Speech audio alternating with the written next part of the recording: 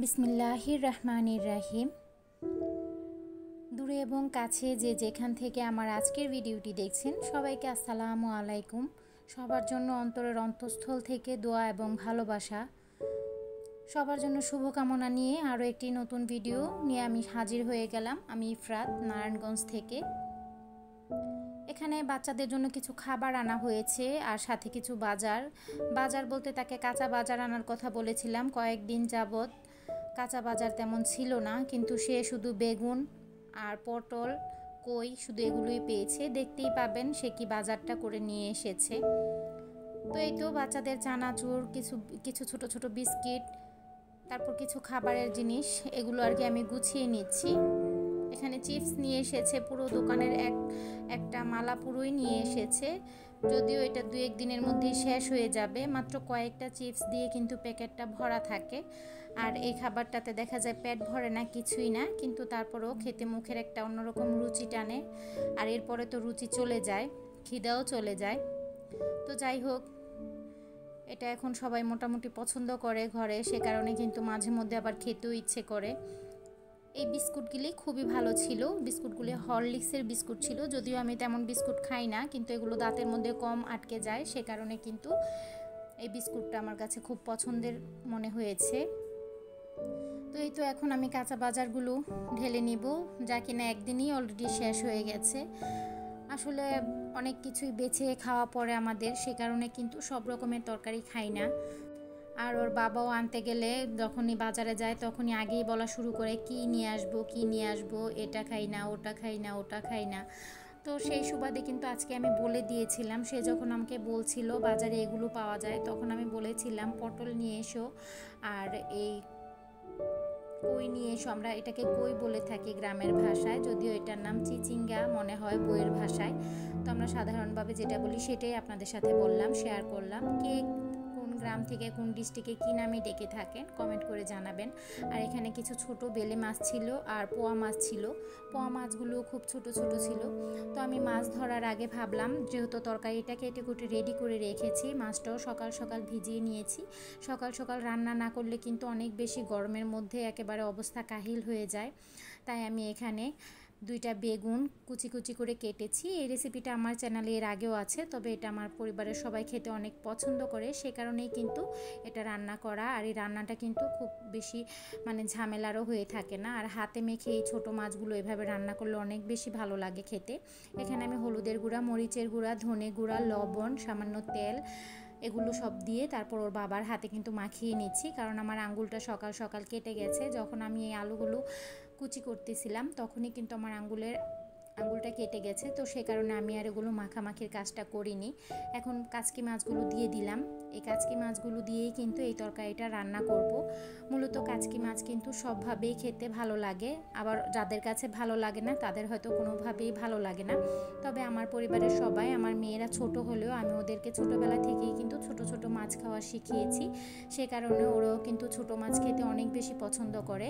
আমি মূলত আমার পরিবারে বড় মাছ বলতে একমাত্র রুই মাছ অথবা মাঝে মধ্যে কাতল মাছ আর তেলাপিয়াটা এটা রাখি। আর তেলাপিয়াটা রাখার কারণ হচ্ছে তেলাপিয়াটা অনেক মাছ আছে, যে অনেক তরিতরকারি আছে যেগুলো কিনা বড় মাছ ছাড়া খেতে ভালো লাগে না।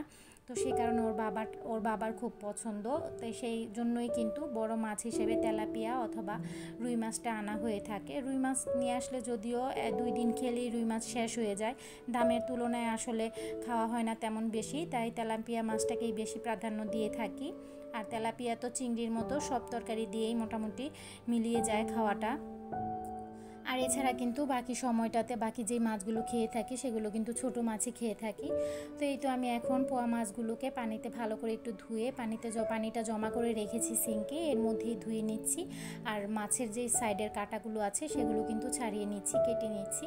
আর এদিকে আমার তরকারির মধ্যে আমি কয়েকটা টমেটো কুচি করে দিয়ে দিচ্ছি। টমেটোটা দিলে কিন্তু ভালো লাগে। এখন যেহেতু টমেটো ভালোই পাওয়া যায়, কিছুদিন পর হয়তো ভালো টমেটোটা আর পাবো না, তখন ফ্রোজেনগুলো ব্যবহার করতে হবে। তো এখন এর মধ্যে আবার কয়েকটা কাঁচামরিচ দিয়ে দিচ্ছি। কেউ চাইলে কিন্তু হাতে মাখা এই তরকারিটার মধ্যে আগে থেকেই যখন তরকারিটা মাখিয়েছেন তখন থেকেই কিন্তু এরকম কাঁচামরিচটা ফালি করে দিতে পারেন। তবে আমি এই পর্যায়ে দিয়ে দিই নামানোর একটু আগে, এতে করে ঘ্রাণটা আরও বেশি ভালো লাগে। আর মরিচগুলো তেমন একটা ঝাল ছিল না, সে কারণে আমি নামানোর আগেই দিয়েছি। আর এরপর কিন্তু এর মধ্যে ধনেপাতা কুচি ছিটিয়ে দিব। এখন একটু লবণের প্রয়োজন ছিল, লবণটা দেখে দিলাম যে না, লবণটা আর একটু লাগবে, তাই আমি এখন লবণটা দিয়ে দিয়েছি।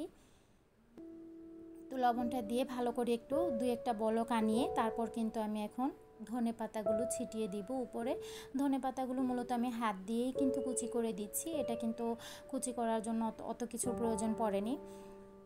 ওদিকে আমি মাছটা কিন্তু কেটে কুটে ধুয়ে পরিষ্কার করে নিয়েছি। শুধু ছোট বেলে মাছগুলো কাটতে পারিনি, কারণ এত বেশি গরম আর সময়ও হচ্ছিল না, দুপুর হয়ে গেছে অলরেডি, আমি পুরো গোসল হয়ে গেছি। তো এখন আবার আমি বিকেলে কিন্তু এখানে ক্ষীর রান্না করার জন্য 1.5 কেজি থেকে সামান্য একটু কম হবে, আধা পোয়ার মতো কম হবে এরকম দুধটা আমি 2টা বলক আনিয়ে এর মধ্যে কিন্তু আমি 1/2 কাপ পোলার চাল ভালো করে 2-3টা ধোয়া দিয়ে তারপর এটাকে গ্রাইন্ডারে আধা ভাঙা করে নিয়েছি। যারা প্রেসার কুকারে এটা তৈরি করবেন তাদের কিন্তু আস্ত চালটা দিলেই হয়ে যাবে প্রেসার কুকারে রান্না করলে। আমি যেহেতু গ্যাসের চুলার মধ্যে রান্না করছি, তাই আমি এটা আধা ভাঙা করে নিয়েছি। এতে করে কিন্তু সেদ্ধটা তাড়াতাড়ি হয়ে যাবে আর দুধটা বেশি সময় পর্যন্ত জাল করে দেখা যায় অত বেশি ঘনও হবে না, এতে করে সুন্দর মতো হবে সব কিছু। তো 1.5 কেজি চালের জন্য 1.5 কেজি দুধের জন্য কিন্তু 1/2 কাপ বা এর চেয়ে একটু বেশি চাল লাগতে পারে। তো এখন আমি এই চালটা ভালো করে কিন্তু একটু একটু করে দিয়েছি আর মিশিয়েছি ভিডিওতে আপনারা যেভাবে দেখতে পেয়েছেন।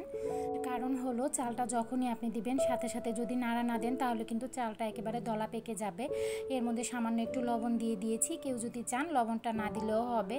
আর এখানে আমি একটি এলাচ মুখটা এলাচের ফাটিয়ে দিয়েছি, কারণ এলাচের সুঘ্রাণটা যদি ফাটিয়ে না দেওয়া হয় অথবা থেতো করে না দেওয়া হয় তাহলে কিন্তু ছড়ায় না।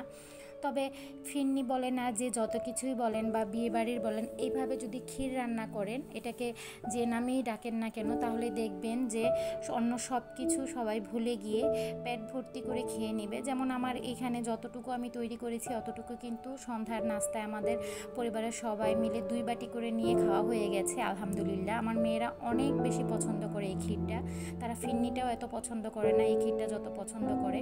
আশা করি আপনাদের বাচ্চারাও পছন্দ করবে, এভাবে একবার হলেও বানিয়ে খাওয়াবেন। তো এর মাঝে কিন্তু আমি কিছু ড্রাই ফ্রুটস দিয়ে দিয়েছি, কাজু বাদাম, পেস্তা বাদাম আর কাঠবাদাম, আর দিয়েছি কিশমিশ। আর ওগুলো দেওয়ার পর কিন্তু আমি এখানে 1/3 কাপের মতো গুঁড়া দুধ মিশিয়েছি। গুঁড়া দুধটা এইরকম দুধের জন্য, এই পরিমাণ দুধের জন্য এইটুকু মিশালেই কিন্তু এনাফ।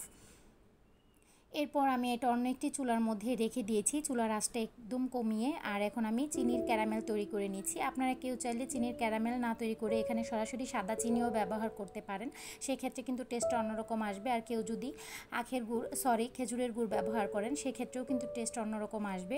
আর এভাবে যদি ক্যারামেল আকারে যদি চিনিটা দিয়ে থাকেন তাহলে কিন্তু দেখতেও অনেক বেশি লোভনীয় হবে, টেস্টও অন্যরকম হবে। তবে আমি আশা করব আমার প্রিয় আপুরা 3ভাবেই ট্রাই করে দেখবেন, তারপর জানাবেন যে কোনভাবে বেশি ভালো লাগে।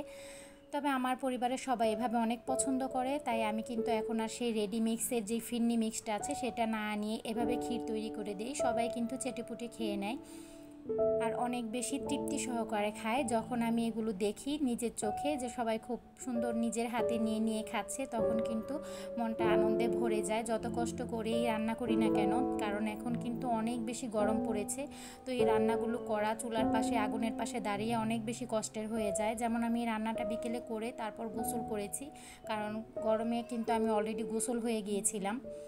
তো মেয়েদের যখন খেতে দেখেছি তখন কিন্তু প্রাণ জুড়িয়ে গিয়েছে। তো আশা করব আপনারাও বাসায় ট্রাই করবেন। তো আমার ফিরনিটা হয়ে গেছে, আপনারা কিন্তু চাইলে এখানে নামানোর আগে বিভিন্ন ধরনের ফিরনি এসেন্স ব্যবহার করতে পারেন।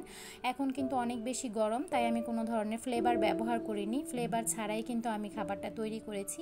কারণ অনেক ধরনের ফ্লেভার খেলে কিন্তু ফ্লেভারের খাবারগুলো খেলে অনেক সময় পেট কিন্তু সেটা নিতে পারে না, স্টোমাকে দেখা যায় সমস্যা দেখা দিতে পারে।